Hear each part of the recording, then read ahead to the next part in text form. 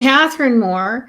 I am a whistleblower and a survivor who has had to advocate for myself and for our sons. When institutions failed, my sons and myself, speaking out has never been easy, especially when it involves confronting systems that would rather stay silent than acknowledge misconduct or harm. But I refuse to let my experience be minimized or dismissed. I advocate for myself and for our sons because my voice matters. And my sons, in the past, have not been old enough to advocate for themselves. And they also have not had the knowledge that I have regarding family dynamics and the dynamics from the administration of the Texas Annual Conference when I grew up within that administration. And I speak the truth about what I've endured and the retaliation I faced for coming forward. I stand firmly for accountability, whether in faith communities, public institutions, or within families, because survivors deserve to be heard without fear.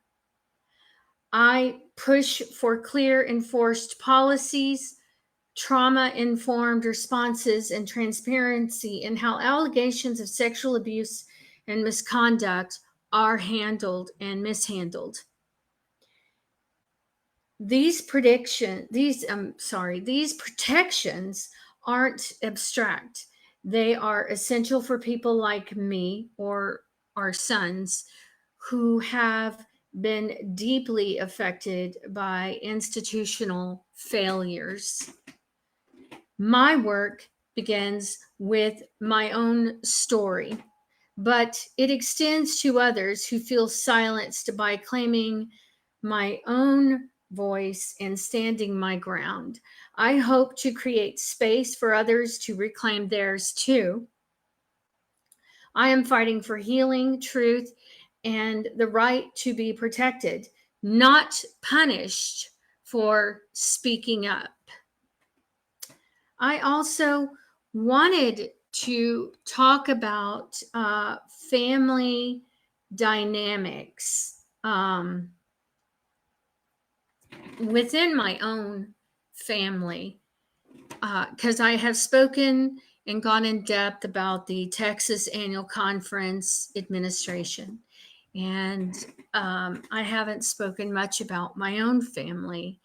I come from a large family, and I found out in the past year through genealogy research that my family, although I thought it was large, it's much larger. And I actually have thousands of living relatives on my mother's side and on my maternal grandmother's side, on the Parker, through the Parkers and Hassel family and Ewing family on my mother's side. And then I traced people on my maternal grandmother's side and my father's side of the family all the way back to the Potawatomi tribe. And I will go into more into depth about that later. However, I wanted to talk about, what it was like. Now, my mother and her siblings, my mother grew up in a large family. Their father fathered, I would say, I don't know what, um, maybe 15 children. And I've always said that we know of. He had two marriages. My mother and her siblings were in his second marriage. They had half siblings from his first marriage. His name was Hillary Hall. And my grandmother's name was Oder Leary Hall, which is not a common name. I'm not quite sure what my great grandmother was thinking when she named her that. However, there was a dynamic that I noticed that was passed down. My maternal grandmother, when she was growing up, her siblings, she was treated different, and her sisters would purposefully exclude her and make her walk like several feet behind them. Uh, one of her sisters became a United Methodist minister's wife. I have spoken about her in my experience growing up within the Texas Annual Conference, because I had an uncle, a great uncle, who was a district superintendent that was employed in Missouri Conference, and his wife was my great aunt. And my great aunt and my mother were my mother's mother, were my maternal grandmother, were siblings. And my mother's mother, the way, from the story that I heard growing up, the way that my grandparents met, my mother's parents, was my maternal grandmother left a note in a tomato crate, because in Jacksonville, Texas, they used to be known for growing tomatoes and producing tomatoes. And she left a note for Hillary. I guess Hillary Hall found it. I don't know. And I don't know if it was specifically for Hillary Hall. I don't know, but he found it. And that's how they met. I guess through a dating service in a tomato crate. And from my understanding, I've heard different stories on from my mother and her siblings. My uncle was not close to his father, and they had a sister named Alice who was estranged from the family. I also spoke with Alice, and I had a very different story from Alice on her experience growing up, which was very different than my mother and her other siblings that my mother spoke with. And my mother had, I don't know, I'm trying to think how many sisters: Audrey, Alice, Nona, Audrey, Alice, Nona, Altha. My mother had 4 sisters, and one of them, Alice, who was the oldest, was estranged from the family. I will first tell the version that I heard from my mother and her siblings. And their brothers did not get along with their father. I'm not exactly sure why. I just know that they did not get along with their father. They hated him. And they seemed to love and have good memories with their mother. However, when I spoke with Alice, her experience, and Alice has since passed away, but when she was alive, and this was before my divorce, I had an opportunity to speak with Alice on the phone, and her advice to me about my family and the dysfunction in my family was to forget about him for a while. And Alice was right. Alice was very wise. And Alice told me multiple stories, and unfortunately, I only had one conversation with her. And I so wished I could have sat at a kitchen table with her and had more conversations with her. I could tell that she was a very kind and loving woman and had truly went through hard times. And, being estranged from the family had really affected her deeply. And I can relate to that. And my mother's siblings, they didn't really like her. And there was a lot of animosity from my mother's younger sister, Audrey. And honestly, Audrey was justified. My mother was a pain in the ass. I didn't, blame Audrey. And I remember there was one time We were at a family reunion, and I was a teenager. And my mother was teasing Audrey, and Audrey just basically yelled at her in front of everybody and said, "Shove it, Gracie." And Audrey was justified. My mother just needed to shut the hell up, and she wouldn't. And I totally, understand why Audrey went off on her. She had every right to, because my mother simply just needed to mind her own damn business, which she didn't. And she liked to meddle in her sister's business and make assumptions about the rest of the family. And I would tell her to stay out of it, but she didn't listen. I had, at times when my cousins and I were around, we joked, we had a good time. But they had a tendency to look down on me, and for some reason had their own misconceptions that I somehow was a prima donna and had it made because I was an only child and I was a pastor's daughter. And it was actually far from the truth. And I remember Alice telling me about her experience with their mother, and they didn't call her mom or mama, they called her Mar, because their oldest brother, who was kicked by a mule and passed away when he was a child, that's what he called her, and it was passed down, I guess. And Alice told me that she did not get along with her mother. Unlike the rest of them, she didn't get along with her. And her experience with her mother was that her mother was very cruel. She even told me about an experience when she was in the kitchen with her mother, and her mother threw a knife in her direction, and the knife hit the wall and landed in the wall. The blade landed in the wall.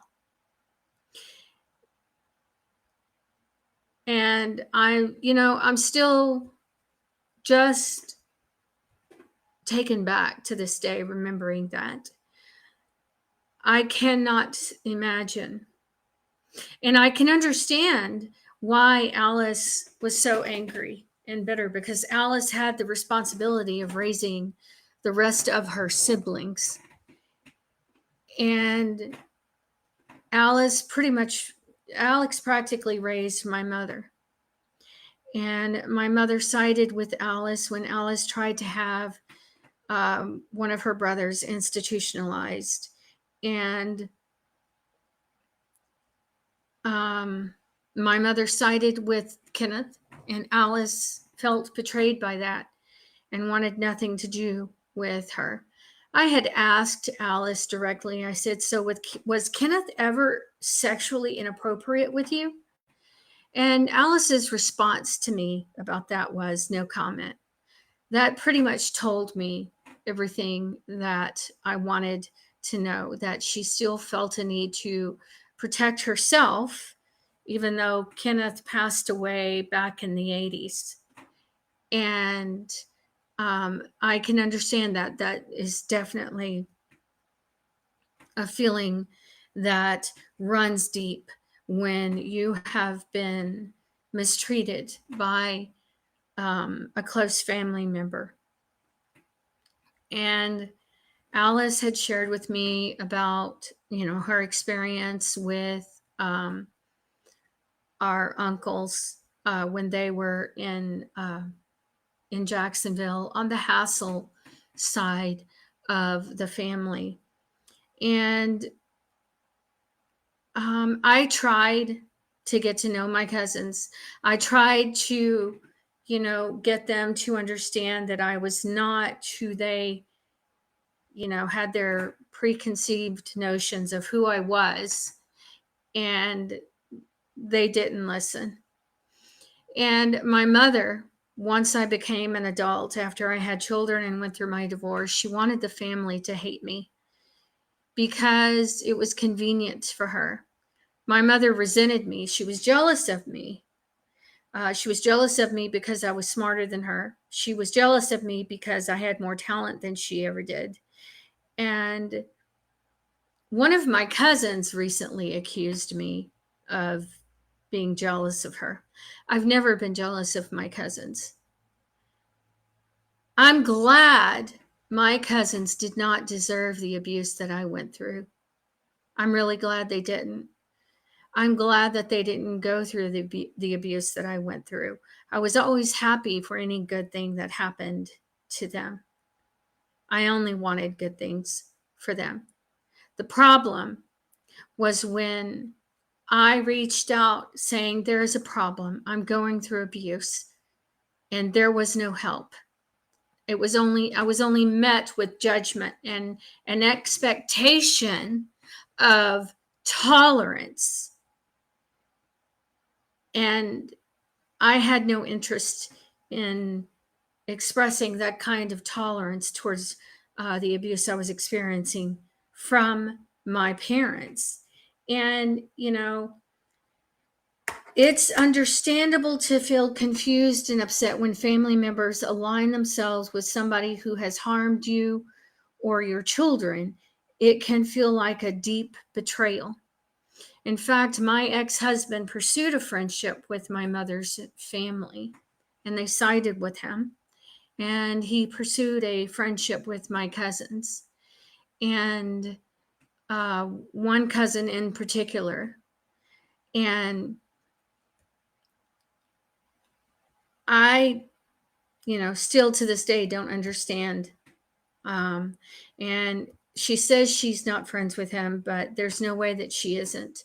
When they're liking each other's posts and he's insulting our sons on Facebook, and she is participating in that behavior with him,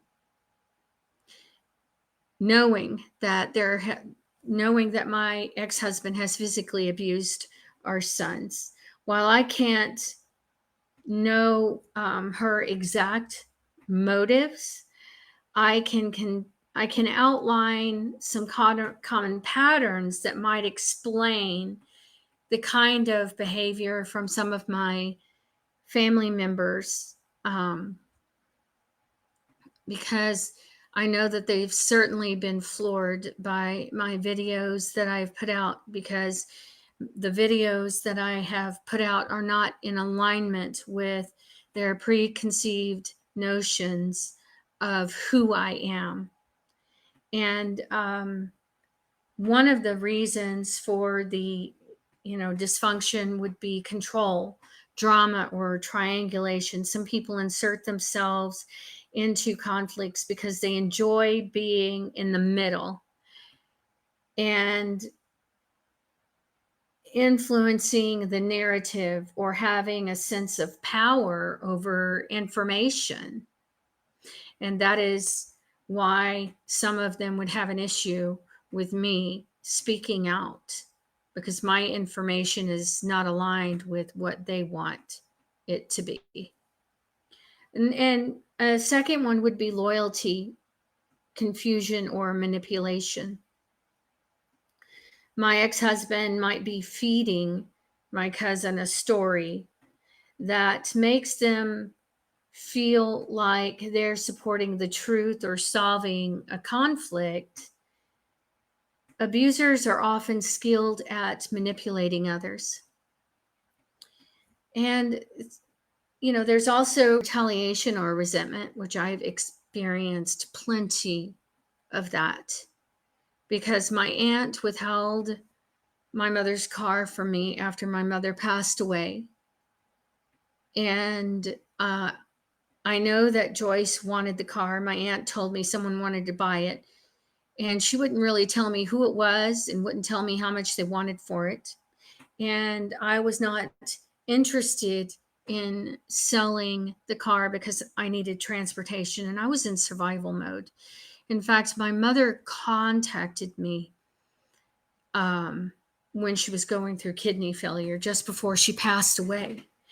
And I was informed by her that if I were willing to take care of her, I could come and live with her. But I had to go through her sister, Nunnery, and Joyce, which honestly I didn't trust, considering that my mother had admitted to drugging me so that my father could sexually assault me.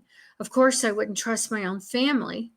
It certainly didn't sound like a safe situation, and it felt like a trap. And also, I'm quite sure that my mother never informed her family that she and Carl Edward Anthony withheld a nebulizer from me at one time when I had a respiratory infection with the intent to harm me. And there was a physician that I had known from my childhood who met me with a nebulizer, brought one from his home, and it was their own personal nebulizer, and they gave it to me. And it kept our son out of the ER and myself. But you see, my family wouldn't care about that. They don't care about the well-being of my sons or myself. And that's why I did not trust going through my aunt. And why should I have to go through my aunt? And I was not about to go and take care of a woman who had openly admitted that she had drugged me with a narcotic codeine so that my father could sexually assault me when I was a child. Was it going to happen? I was busy. I was in survival. I was trying to stay afloat because I was getting abuse from all different directions, including the Texas Annual Conference for exposing their involvement in employing child molesters. So I was dealing with quite a lot, and I had zero emotional support from anyone. And the next thing is seeking attention or validation. And some people may perceive that that's what I'm doing, that I am looking for attention and validation. I don't give a shit about validation. I know what I went through. I don't need anybody to validate me. And as far as attention goes, this was not what I had planned to do with my life. But I felt a need to do it as a way to cope and process what happened to me. And hopefully within that process, other people might feel validated because they're too afraid to talk about the abuse that they went through. And so, like I said, I brought up seeking attention or validation. Sometimes people become informants because and this is about triangulation within families and dysfunction and triangulation. Sometimes people become informants because they like feeling important. And believe me, my cousin likes to feel important and useful because they like being praised by someone, especially someone who presents himself as a victim, like Carl Edward Anthony, my ex-husband. Now, there's also misguided beliefs. They're monitoring the situation. They might think staying close to your ex gives them insight or control over what happens, even though it often makes things worse. And I am sure that anyone involved has certainly found that out. And and it looks ugly, but I have chosen to confront these issues and handle them through exposure on social media and talking about them so that other people can see what goes on in these dysfunctional relationships. And in the process of all of that, I realized that I am not alone in that. And 6 would be alignment with whoever gives them access. Some relatives choose alliances based on convenience.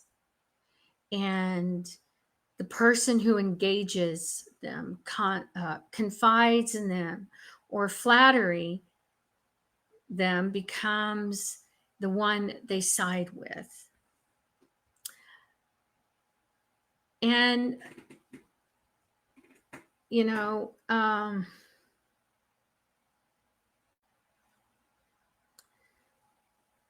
if someone is spying on my social media, they may be because they're looking for information to give Carl Edward Anthony, my ex-husband, I mean, it's possible. If he's friends with my own family, then of course they would be.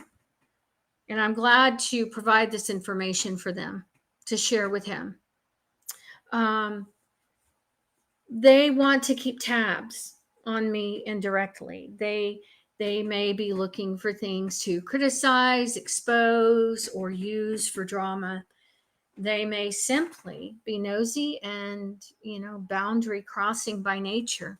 And there has been a lot of boundaries crossed within my family because, there was a lot of dysfunction and chaos when we were growing up.